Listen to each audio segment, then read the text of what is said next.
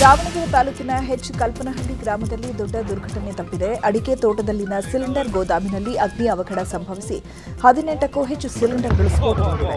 ಘಟನೆಯಲ್ಲಿ ಅನಿಲ್ ಎಂಬಾತ ಗಂಭೀರವಾಗಿ ಗಾಯಗೊಂಡಿದ್ದು ಆಸ್ಪತ್ರೆಗೆ ದಾಖಲಿಸಲಾಗಿದೆ. ಸ್ಥಳಕ್ಕೆ ಅಗ್ನಿಶಾಮಕ ದಳದ ಸಿಬ್ಬಂದಿ ಆಗಮಿಸಿ ಬೆಂಕಿ ನಿಯಂತ್ರಣಕ್ಕೆ ತಂದಿದ್ದಾರೆ.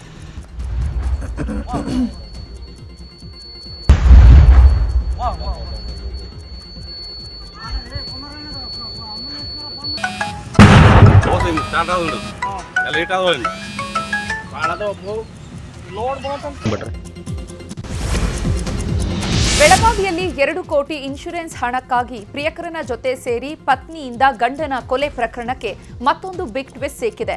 ಕ್ರೈಮ್ ವೆಬ್ ಸೀರೀಸ್ನೇ ಮೀರಿಸುವಂತಿದೆ ಮಾಜಿ ಸೈನಿಕನ ಕೊಲೆ ಕೇಸ್. ಗಡಗೋರಿ ಗ್ರಾಮದ ಮಾಜಿ ಸೈನಿಕ ಸಂದೀಪ್ ಮಂಜರಗಿ ಕೊಲೆಯ ಕೇಸಲ್ಲಿ ಎಫ್ಎಸ್ಎಲ್ ಅಧಿಕಾರಿಗಳು ಭಾಗಿಯಾಗಿದ್ದಾರೆ. ಮರಣೋತ್ತರ ಪರೀಕ್ಷೆ ವರದಿಯನ್ನೇ ಎಡಿಟ್ ಮಾಡಿ ತಿರುಚಿದ ಆರೋಪಕ್ಕೆ ಸಂಬಂಧಪಟ್ಟಂತೆ ಎಫ್ಎಸ್ಎಲ್ ಕಚೇರಿಯ senior scientific officer P N Nagaraj ಮತ್ತು ಲ್ಯಾಬ್ ಅಸಿಸ್ಟೆಂಟ್ ಆದಂತಹ ಚೆನ್ನಯ್ಯ ಗುಮಾಸ್ತ ಅಪ್ಪಾಸಾಬ್ ನಾಯಿಕ್ ಬಂಧನ ಆಗಿದೆ. ಕೊಲೆ ಆರೋಪಿಗಳಿಂದ 3 ಲಕ್ಷ ಹಣ ಪಡೆದು ವರದಿಯನ್ನ ತಿರುಚಿರೋದು ಪೊಲೀಸರ ತನಿಖೆಯಲ್ಲಿ ಬಹಿರಂಗವಾಗಿದೆ. ಸಾವಿನ ಮನೆಗೆ ನುಗ್ಗಿ ಹಣ ದೋಚಿದ್ದಾರೆ ಖತರ್ನಾಕ್ ಕಳ್ಳರು. ಚಿತ್ರದುರ್ಗ ಜಿಲ್ಲೆ ಮೊಳಕಾಲ್ಮೂರು ತಾಲೂಕಿನ ತುಮಕೂರ್ಲಹಳ್ಳಿಯಲ್ಲಿ ಈ ಘಟನೆ ನಡೆದಿದೆ.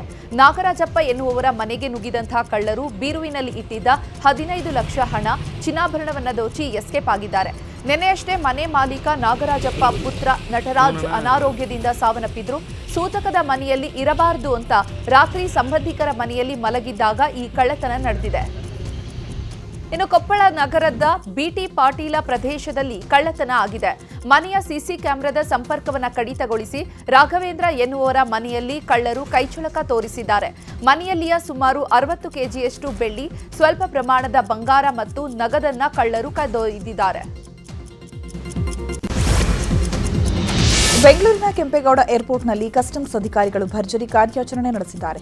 2 ಪ್ರತ್ಯೇಕ ಪ್ರಕರಣಗಳಲ್ಲಿ 13 ಕೋಟಿ ಮೌಲ್ಯದ 38.34 ಕೆಜಿ ಹೈಡ್ರೋಫೋನಿಕ್ ಗಾಂಜಾವನ್ನು ವಶಕ್ಕೆ ಪಡೆಯಲಾಗಿದೆ. ಬ್ಯಾಂಕಾಕ್ನಿಂದ ಲಗೇಜ್ ಬ್ಯಾಗ್ನಲ್ಲಿ ಗಾಂಜಾ ಅಡಗಿಸಿಟ್ಟು ಸಾಗಿಸ್ತಾ ಇದ್ದಂತಹ 6 ಆರೋಪಿಗಳನ್ನು ಕಸ್ಟಮ್ಸ್ ಅಧಿಕಾರಿಗಳು ವಶಕ್ಕೆ ಪಡೆದಿದ್ದಾರೆ.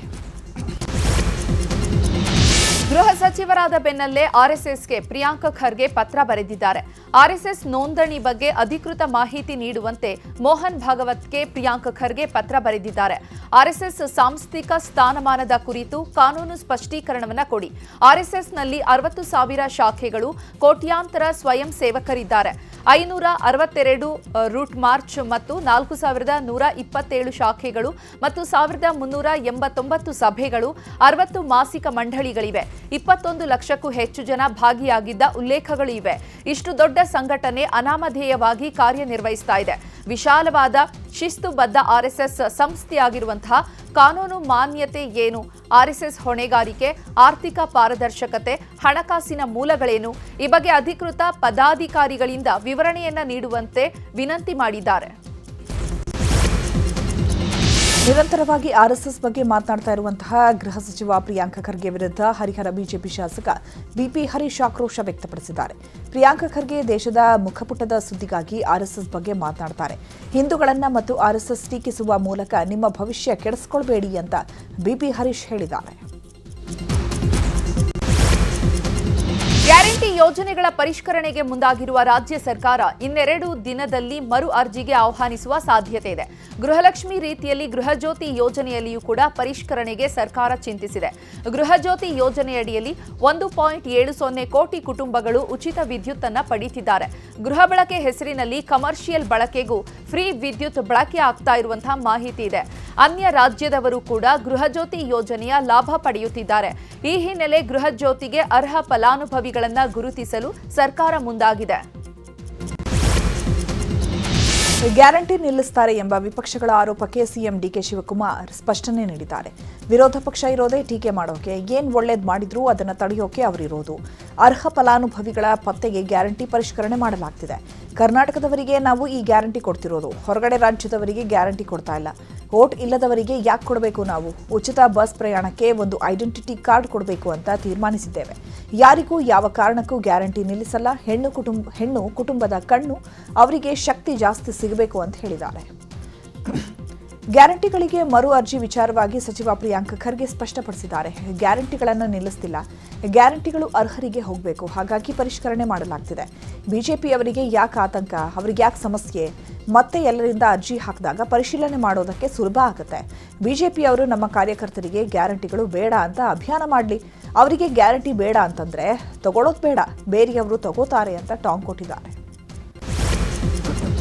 ಗ್ಯಾರಂಟಿ ಯೋಜನೆಗಳ ಪರಿಷ್ಕರಣೆಗೆ ಬಿಜೆಪಿ ರಾಜ್ಯಾಧ್ಯಕ್ಷ ಬಿವೈ ವಿಜಯೇಂದ್ರ ಪ್ರತಿಕ್ರಿಯಿಸಿದ್ದಾರೆ. ಸರ್ಕಾರ ಗ್ಯಾರಂಟಿಗಳ ಮಾನದಂಡಗಳನ್ನು ಬದಲಾವಣೆ ಮಾಡುವ ಮೂಲಕ ಜನರಲ್ಲಿ ಗೊಂದಲ ಮೂಡಿಸುತ್ತಿದೆ. ಗ್ಯಾರಂಟಿಗಳಿಗೆ ಹಣವನ್ನ ಕ್ರೋಢೀಕರಿಸುವುದಕ್ಕೆ ಕಷ್ಟಪಡುತ್ತಿದೆ. ಅದಕ್ಕಾಗಿ ಮುಖ್ಯಮಂತ್ರಿ ಸರ್ಕಾರದ ಆರ್ಥಿಕ ಪರಿಸ್ಥಿತಿಯನ್ನು ಕುರಿತು ತಕ್ಷಣ ಶ್ವೇತಪತ್ರವನ್ನು ಮಂಡಿಸಬೇಕು. ಜನರ ನಿರೀಕ್ಷೆಗೆ ತಕ್ಕಂತೆ ಆಡಳಿತ ನೀಡುವಲ್ಲಿ ಸರ್ಕಾರ ವಿಫಲವಾಗಿದೆ ಅಂತ ವಾಗ್ದಾಳಿ ನಡೆಸಿದ್ದಾರೆ. ಇನ್ನು ಗ್ಯಾರಂಟಿ ಪರಿಷ್ಕರಣೆಗೆ ವಿಪಕ್ಷ ನಾಯಕ ಆರ್ ಅಶೋಕ್ ಲೇವಡಿ ಮಾಡಿದ್ದಾರೆ. ಗೃಹಜ್ಯೋತಿಗೆ ಕತ್ತಲು, ಗೃಹಲಕ್ಷ್ಮಿಗೆ ಕಷ್ಟ, ಹೊಸ ಅರ್ಜಿಯ ಕ್ಯೂ ಮತ್ತು ಅಳತೆಗೋಲು, ಕತ್ತರಿ, ಗೃಹಲಕ್ಷ್ಮಿಗೆ ಕರ್ನಾಟಕದ ಸೆನ್ಸಾರ್ ಬೋರ್ಡ್, ಇದ್ಯಾವ ಸೀಮೆಯ ತೊಗಲಕ್ ದರ್ಬಾರ್ ಅಂತ ಅರ್ಥ ಆಗ್ತಾ ಇಲ್ಲ. ಹೆಣ ಹೊರಕ್ಕೂ ಕೂಡ ಸರ್ಕಾರದಲ್ಲಿ ಕಾಸಿಲ್ಲ. ಸರ್ಕಾರದ ದಿವಾಳಿತನಕ್ಕೆ ಇದೊಂದು ಸಾಕ್ಷಿ ಅಂತ ಕಿಡಿಕಾರಿದ್ದಾರೆ. ಬಿಡದಿ ಹೋಬಳಿಯ ಕೆಂಪಯ್ಯನಪಾಳ್ಯದಲ್ಲಿ ಟೌನ್ಶಿಪ್ಗೆ ಒಪ್ಪಿಗೆ ಸೂಚಿಸಿ ರೈತರು ಒಪ್ಪಿಗೆ ಪತ್ರ ಕೊಡ್ತಿದ್ದಾರೆ. ನಮ್ಮ ಜಮೀನಿಗೆ ಉತ್ತಮ ದರ ಸಿಕ್ಕಿದೆ, ಹಾಗಾಗಿ ನಾವು ಒಪ್ಪಿಗೆ ಕೊಟ್ಟಿದ್ದೇವೆ. ನಮ್ಮ ಜಮೀನನ್ನ 50 ಲಕ್ಷಕ್ಕೂ ಕೇಳುವವರಿರಲಿಲ್ಲ, ಈಗ 2 ಕೋಟಿ ಸಿಗ್ತಾ ಇದೆ. ನಾವು ಪೂರ್ಣ ಮನಸ್ಸಿನಿಂದ ಕೊಡ್ತಾ ಇದ್ದೇವೆ. ಕಲುಷಿತ ನೀರಿನಿಂದ ನಮ್ಮ ಹಸುವಿನ ಹಾಲಲ್ಲೂ ಗುಣಮಟ್ಟವಿಲ್ಲ. ನಾವು ಡೈರಿಗೆ ಹಾಕಿದ್ರೆ ಹಾಲು ರಿಜೆಕ್ಟ್ ಆಗುತ್ತೆ. ಜಮೀನಿನಲ್ಲಿ ಇಳುವರಿ ಇಲ್ಲದೆ ಪರದಾಡ್ತಿದ್ದೇವೆ ಅಂತ ರೈತರು ಹೇಳಿದ್ದಾರೆ. ಬಿಡದಿ ಟೌನ್ಶಿಪ್ ನಿರ್ಮಾಣಕ್ಕೆ ರೈತರಿಂದ ಪರ ವಿರೋಧದ ಕುರಿತು ಬೆಂಗಳೂರಿನಲ್ಲಿ ಸಚಿವ ಸತೀಶ್ ಜಾರಕಿಹೊಳಿ ಪ್ರತಿಕ್ರಿಯಿಸಿದ್ದಾರೆ. ಯಾವುದೇ ಕಾರ್ಯಕ್ರಮ ಪಕ್ಷಕ್ಕೆ ಡ್ಯಾಮೇಜ್ ಆಗಬಾರದು, ಇದರ ಬಗ್ಗೆ ಕ್ಯಾಬಿನೆಟ್ನಲ್ಲಿ ಚರ್ಚೆ ಮಾಡ್ತೀವಿ, ಪಕ್ಷಕ್ಕೂ ಡ್ಯಾಮೇಜ್ ಆಗಬಾರದು ಅಂತ ಹೇಳಿದ್ದಾರೆ. ಇನ್ನು ಬಿಡದಿ ಟೌನ್ಶಿಪ್ ವಿಚಾರವಾಗಿ ಜೆಡಿಎಸ್ ವಿರುದ್ಧ ಸಚಿವ ಪ್ರಿಯಾಂಕ್ ಖರ್ಗೆ ಕಿಡಿಕಾರಿದ್ದಾರೆ. ಈ ಯೋಜನೆ ಜೆಡಿಎಸ್ನ ಬ್ರೈನ್ ಚೈಲ್ಡ್, ಆಗ ಅವರು ಪ್ರಸ್ತಾಪ ಮಾಡಿ ಈಗ್ಯಾಕೆ ವಿರೋಧ ಮಾಡ್ತಿದ್ದಾರೆ? ದಬ್ಬಾಳಿಕೆ ಮಾಡಿ ರೈತರ ಜಮೀನನ್ನ ಕಸೀತಾ ಇಲ್ಲ, ಇಷ್ಟ ಇದ್ರೆ ಜಮೀನ್ ಕೊಡ್ತಾರೆ, ನಾವು ಕಾನೂನು ಮೀರಿ ಏನು ಕೂಡ ಮಾಡ್ತಾ ಇಲ್ಲ ಅಂತ ಸಮರ್ಥನೆ ಮಾಡಿಕೊಂಡಿದ್ದಾರೆ ಪ್ರಿಯಾಂಕ್ ಖರ್ಗೆ. ಬಿಡದಿ ಟೌನ್ಶಿಪ್ ವಿರೋಧಿಸಿ ಹೋರಾಟಕ್ಕೆ ಬಿಜೆಪಿ ಮುಂದಾಗಿದೆ. ದೆಹಲಿಯಲ್ಲಿ ಪ್ರಧಾನಿ ಮೋದಿಗೆ ಮನವಿ ಮಾಡಲು ಬಿಜೆಪಿ ನಿರ್ಧರಿಸಿದೆ. ಟೌನ್ಶಿಪ್ ಯೋಜನೆ ಕೈಬಿಡುವಂತೆ ಪ್ರಧಾನಿಗೆ ಮನವಿ ಜೊತೆಗೆ ದೆಹಲಿಯಲ್ಲಿ ಜಂತರ್ ಮಂತರ್ನಲ್ಲಿ ಹೋರಾಟ ಮಾಡ್ತೀವಿ ಅಂತ ಬಿಜೆಪಿಯ ಪ್ರಸಾದ್ ಗೌಡ ಹೇಳಿದ್ದಾರೆ. ಜೆಡಿಎಸ್ ಜೊತೆ ಸೇರಿ ಒಟ್ಟಿಗೆ ಹೋರಾಟಕ್ಕೂ ಮಾತುಕತೆ ಮಾಡ್ತೇವೆ. ಇಲ್ಲಿನ ವಾಸ್ತವಾಂಶವನ್ನ ಮೋದಿ ಅವರಿಗೂ ನಾವು ತಿಳಿಸ್ತೇವೆ. ಗೋಲಿಬಾರ್ ಮಾಡಿದ್ರು ಸರಿ, ನಾವು ಈ ಭೂಮಿ ಉಳಿಸಲು ಹೋರಾಟ ಮಾಡ್ತೇವೆ ಅಂತ ಹೇಳಿದರು. ಇನ್ನು ಬಿಡದಿಯಲ್ಲಿ ರೈತರ ಇಚ್ಛೆಗೆ ವಿರುದ್ಧವಾಗಿ ಸರ್ಕಾರ ನಡೆದುಕೊಳ್ತಾ ಇದೆ ಅಂತ ಶಿವಮೊಗ್ಗದಲ್ಲಿ ಬಿಜೆಪಿ ರಾಜ್ಯಾಧ್ಯಕ್ಷ ವಿಜಯೇಂದ್ರ ಗುಡುಗಿದ್ದಾರೆ. ಯಾವುದೇ ಯೋಜನೆಗೆ 70% ಹೆಚ್ಚಿನ ರೈತರು ಒಲವು ವ್ಯಕ್ತಪಡಿಸಬೇಕು. ಆದರೆ ಇಲ್ಲಿ ಬಹಳಷ್ಟು ಜನ ರೈತರು ಜಮೀನು ನೀಡಲು ಸಿದ್ಧರಿಲ್ಲ.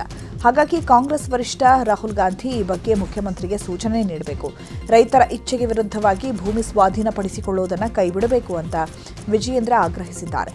ಇನ್ನು ಇದೇ ವಿಚಾರವಾಗಿ ಗೋವಿಂದ ಕಾರಜೋಳ, ಆರ್ ಅಶೋಕ್ ಕೂಡ ಗುಡುಗಿದ್ದಾರೆ. ಬಿಡದಿ ಟೌನ್ಶಿಪ್ ವಿರುದ್ಧ ಜೂನ್ 21ಕ್ಕೆ ಜೆಡಿಎಸ್ ಪಾದಯಾತ್ರೆ ವಿಚಾರವಾಗಿ ಕೇಂದ್ರ ಸಚಿವ ಎಚ್ಡಿ ಕುಮಾರಸ್ವಾಮಿ ವಿರುದ್ಧ ಶಾಸಕ ಎಚ್ಸಿ ಬಾಲಕೃಷ್ಣ ವಾಗ್ದಾಳಿ ನಡೆಸಿದ್ದಾರೆ. 2018ರಲ್ಲೇ ಕುಮಾರಸ್ವಾಮಿ ಸಿಎಂ ಆಗಿದ್ದಾಗ ರೆಡ್ ಝೋನ್ನಿಂದ ಯೆಲ್ಲೋ ಝೋನ್ ಮಾಡಬೇಕಾಗಿತ್ತು. ಆಗ ರೆಡ್ ಝೋನ್ ತೆಗೆದಿದ್ರೆ ಈ ಪರಿಸ್ಥಿತಿ ಯಾಕೆ ಬರ್ತಾ ಇತ್ತು? ಅದೇನೋ ನಿಖಿಲ್ ಕುಮಾರಸ್ವಾಮಿ ನಿನ್ನೆ ಆತ್ಮಸಾಕ್ಷಿ ಮಾತುಗಳನ್ನಾಡಿದ್ದಾರೆ. ದೇವಸ್ಥಾನಕ್ಕೆ ಬಂದ್ರೆ ಸತ್ಯ ಗೊತ್ತಾಗುತ್ತೆ, ಆಗ ಆತ್ಮಸಾಕ್ಷಿ ಯಾರಿಗಿದೆ ಅಂತ ಗೊತ್ತಾಗುತ್ತೆ. ಚಾಮುಂಡೇಶ್ವರಿ ಮುಂದೆ ಬಂದು ಪ್ರಮಾಣ ಮಾಡ್ಲಿ, ಅವರು ಬರ್ದೇ ಇದ್ರೂ ಕೂಡ ಒಂದು ಡೇಟ್ ಫಿಕ್ಸ್ ಮಾಡ್ತೀವಿ, ನಾವೇ ಹೋಗಿ ಕರ್ಪೂರ ಹಚ್ಚಿ ಬರ್ತೇವೆ, ಎಲ್ಲವನ್ನೂ ಆ ಭಗವಂತನೇ ತಾಯಿ ಚಾಮುಂಡೇಶ್ವರಿಯೇ ನೋಡಿಕೊಳ್ಳಲಿ ಅಂತ ಎಚ್ಸಿ ಬಾಲಕೃಷ್ಣ ಮತ್ತೆ ಆಣೆ ಪ್ರಮಾಣದ ಸವಾಲ್ ಹಾಕಿದ್ದಾರೆ. ಮಾಜಿ ಸಚಿವ ಜಮೀರ್ ಅಹಮದ್ ಸಚಿವ ಸ್ಥಾನಕ್ಕೆ ಸರ್ಕಸ್ ಮಾಡ್ತಾ ಇದ್ದಾರೆ. ಈ ಕುರಿತು ಮಾತನಾಡಿರುವ ಸಚಿವ ಸತೀಶ್ ಜಾರಕಿಹೊಳಿ, ಜಮೀರ್ ಅಹಮದ್ಗೆ ಸಚಿವ ಸ್ಥಾನ ಕೊಡಿ ಅಂತ ಹೇಳಿದ್ದೇನೆ. ಸಿಎಂ ಡಿಕೆ ಶಿವಕುಮಾರ್ ಅವರನ್ನ ಭೇಟಿ ಮಾಡಿದಾಗ ಅಭಿಪ್ರಾಯ ಹೇಳಿದ್ದೇನೆ. ಮುಸ್ಲಿಂ ಸಮುದಾಯವೇ ನಮಗೆ ಹೆಚ್ಚು ಮತ ಹಾಕೋದು, ಹೀಗಾಗಿ ಜಮೀರ್ ಹಾಗೂ ಮತ್ತೊಬ್ಬರಿಗೆ ಅವಕಾಶ ನೀಡಿ ಅಂತ ಹೇಳಿದ್ದೇನೆ ಅಂತ ಸತೀಶ್ ಜಾರಕಿಹೊಳಿ ಹೇಳಿದ್ದಾರೆ. ಜಮೀರ್ ಅಹಮದ್ಗೆ ಸಚಿವ ಸ್ಥಾನ ನೀಡಲು ಒತ್ತಾಯಿಸಿ ಜಮೀರ್ ಬೆಂಬಲಿಗರು ವಿಧಾನಸೌಧ ಚಲೋ ನಡೆಸಿದ್ದಾರೆ. ವಿಧಾನಸೌಧ ಚಲೋ ವೇಳೆ ಬೆಂಗಳೂರಿನ ಪಾದರಾಯನಪುರ ಮುಖ್ಯ ರಸ್ತೆಯಲ್ಲಿ ಹೈಡ್ರಾಮವೇ ನಡೆದಿದೆ. ವಿಧಾನಸೌಧಕ್ಕೆ ಮುತ್ತಿಗೆ ಹಾಕಲು ಬರ್ತಾ ಇದ್ದ ನೂರಾರು ಜನರನ್ನ ಪೊಲೀಸರು ಬ್ಯಾರಿಕೇಡ್ ಹಾಕಿ ತಡೆದಿದ್ದಾರೆ. ಈ ವೇಳೆ ತಳ್ಳಾಟ ನೂಕಾಟವೂ ಆಯಿತು.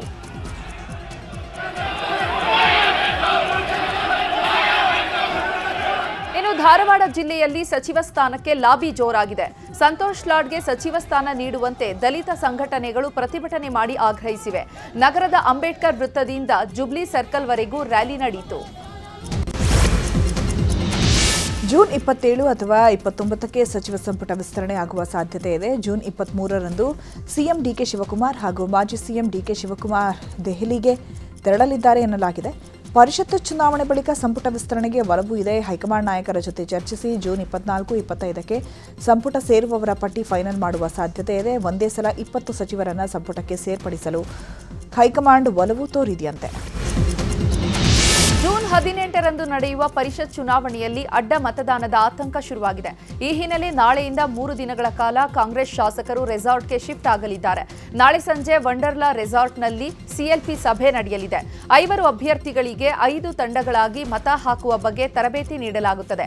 ಶಾಸಕರಿಗಾಗಿ 150 ರೂಂಗಳನ್ನು ಸಿಎಂ ಡಿಕೆ ಶಿವಕುಮಾರ್ ಬೆಂಬಲಿಗರು ಬುಕ್ ಮಾಡಿದ್ದಾರೆ. ಇನ್ನು ಕಾಂಗ್ರೆಸ್ ಶಾಸಕರನ್ನ ಸೆಳೆಯಲು ಕುಮಾರಸ್ವಾಮಿ ಪ್ರಯತ್ನಿಸುತ್ತಿದ್ದಾರೆ ಅಂತ ಶಾಸಕ ಎಚ್ಸಿ ಬಾಲಕೃಷ್ಣ ಆರೋಪಿಸಿದ್ದಾರೆ. 14 ಶಾಸಕರಿಗೆ ದೂರವಾಣಿ ಕರೆ ಮಾಡಿ ಸೆಳೆಯುವ ಪ್ರಯತ್ನವನ್ನ ಮಾಡಿದ್ದಾರೆ. ಜೆಡಿಎಸ್ನಲ್ಲಿ ಇದ್ದ ಶಾಸಕರು ಪಕ್ಷೇತರರನ್ನ ಸೆಳೆಯುತ್ತಿದ್ದಾರೆ ಅಂತ ಎಚ್ಡಿಕೆ ವಿರುದ್ಧ ಗುಡುಗಿದ್ದಾರೆ.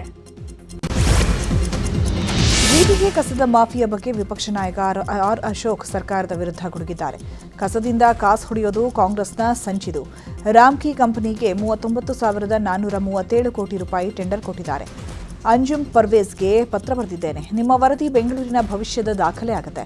ಪ್ರಾಮಾಣಿಕತೆಯಿಂದ ವರದಿ ಕೊಡಿ ಅಂತ ಹೇಳಿದ್ದೇನೆ. ಲೋಕಾಯುಕ್ತಕ್ಕೆ ದೂರು ಕೊಟ್ಟಿದ್ದೇನೆ. ನಾನು ಸಿಪಿಐಗೆ ಪತ್ರ ಬರೀತೀನಿ ಅಂತ ಹೇಳಿದ್ದಾರೆ ಅಶೋಕ್. ಇನ್ನು ದಯವಿಟ್ಟು ಪತ್ರ ಚಳವಳಿ ಮಾಡಿ ಕಸದ ಹಗರಣದ ತನಿಖೆಗೆ ರಾಜ್ಯಪಾಲರಿಗೆ ಹಾಗೂ ಸಿಎಂಗೆ ಪತ್ರ ಬರೆಯುವಂತೆ ಜನರಿಗೆ ಆರ್ ಅಶೋಕ್ ಮನವಿ ಮಾಡಿದ್ದಾರೆ. ಆರ್ ಅಶೋಕ್ ವಿರುದ್ಧ ಮಾಜಿ ಸಚಿವ ಎನ್ ಚೆಲುವರಾಯಸ್ವಾಮಿ ಕಿಡಿಕಾರಿದ್ದಾರೆ. ಅಶೋಕ್ ತಮ್ಮ ಸ್ಥಾನ ಉಳಿಸಿಕೊಳ್ಳಲು ಪ್ರದರ್ಶನ ಮಾಡ್ತಿದ್ದಾರೆ. ಯಾವುದೇ ಹೊಸ ಸರ್ಕಾರ ಬಂದರೂ 2-3 ತಿಂಗಳು ಹನಿಮೂನ್ ಪೀರಿಯಡ್ ಇರುತ್ತೆ. ಆದರೆ ಡಿಕೆಶಿ ಅನುಭವಿ ಇಲ್ಲ ಅಂತ ಅಲ್ಲ, ಅವರು ಕೂಡ ಸಿದ್ದರಾಮಯ್ಯ ಜೊತೆ ಡಿಸಿಎಂ ಆಗಿ ಕೆಲಸ ಮಾಡಿದ್ದಾರೆ. ಅಶೋಕ್ ತಮ್ಮ ಭಾಷೆ ಮೇಲೆ ಹಿಡಿತದಲ್ಲಿಟ್ಟು ಮಾತನಾಡಿದರೆ ಒಳ್ಳೆಯದು ಅಂತ ವಾಗ್ದಾಳಿ ನಡೆಸಿದ್ದಾರೆ. ಭ್ರಷ್ಟಾಚಾರದ ವಿಚಾರವಾಗಿ ಕೇಂದ್ರ ಸಚಿವ ಎಚ್ಡಿ ಕುಮಾರಸ್ವಾಮಿ ವಿರುದ್ಧ ಚೆಲುವರಾಯಸ್ವಾಮಿ ಗಂಭೀರ ಆರೋಪ ಮಾಡಿದ್ದಾರೆ. ಕುಮಾರಸ್ವಾಮಿ ಭ್ರಷ್ಟಾಚಾರದ ಬಗ್ಗೆ ಮಾತನಾಡಬಾರದು. ನಾನು ಯಾವ ಭಾಷೆಯನ್ನು ಬಳಸಬೇಕೋ ಗೊತ್ತಿಲ್ಲ. ಟಿಕೆಟ್ ಕೊಡೋಕೆ ಇನ್ನೊಬ್ಬರನ್ನ ಸೋಲಿಸೋಕೆ ಎಷ್ಟು ಫಿಕ್ಸ್ ಮಾಡ್ತಿದ್ರು ಎಲ್ಲ ಗೊತ್ತಿದೆ. ನಾನು ಕೂಡ ಅವರ ಜೊತೆಯಲ್ಲೇ ಇದ್ದವನು. ಕರಪ್ಷನ್ ಬಗ್ಗೆ ಅವರು ಮಾತನಾಡೋಕೆ ನೈತಿಕತೆ ಇಲ್ಲ. ಕರಪ್ಷನ್ ವಿಚಾರದಲ್ಲಿ ಬಹಿರಂಗ ಚರ್ಚೆಗೆ ಬನ್ನಿ. ನಾನೊಬ್ಬನೇ ಇಲ್ಲಿಗೆ ಬೇಕಾದ್ರೂ ಕೂಡ ಎಲ್ಲಿಗೆ ಬೇಕಾದ್ರೂ ಬರ್ತೀನಿ, ನೀವು ಬನ್ನಿ ಅಂತ ಎಚ್ಡಿಕೆಗೆ ಪಂಥಾಹ್ವಾನ ನೀಡಿದ್ದಾರೆ ಚೆಲುವರಾಯಸ್ವಾಮಿ. ಧರ್ಮಸ್ಥಳ ವಿರುದ್ಧ ಷಡ್ಯಂತ್ರ ಆರೋಪಕ್ಕೆ ಸಂಬಂಧಪಟ್ಟಂತೆ ಮಂಡ್ಯದಲ್ಲಿ ಬಹುಭಾಷಾ ನಟ ಪ್ರಕಾಶ್ ರೈ ವಿರುದ್ಧ ಪ್ರೊಟೆಸ್ಟ್ ನಡೀತಾ ಇದೆ.